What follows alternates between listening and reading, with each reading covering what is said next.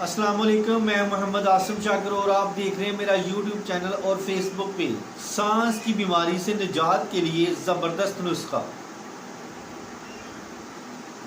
दमा दुनिया भर में पाई जाने वाली एक दायमी बीमारी है जो फेफड़ों में सांस की आमदोरफ्त की नालियों को बुरी तरह मुतासिर करती है।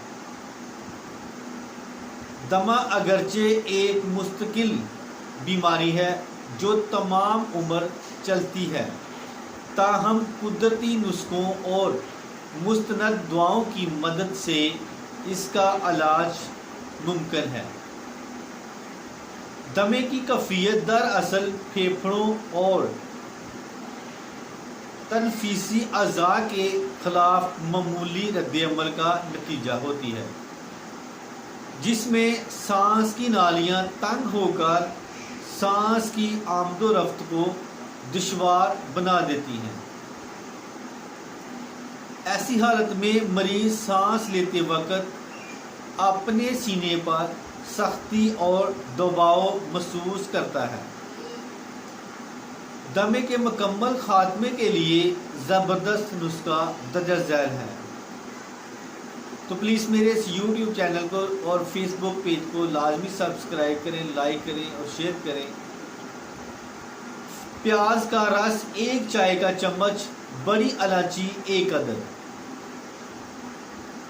तरकीब बनाने का तरीका और इस्तेमाल करने का तरीका। प्याज के रस को तवे पर डालकर गर्म करें और इलायची को छीलकर उसके दाने प्याज के रस में शामिल करें। अब उसे अच्छी तरह भूनें।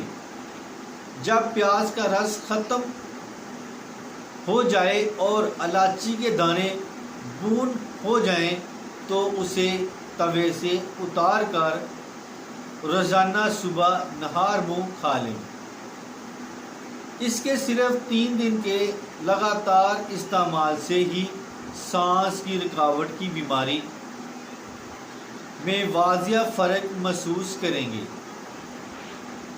और 1 हफ्ते के मुसलसल इस्तेमाल से सांस की बीमारी जड़ से ख़त्म हो जाएगी।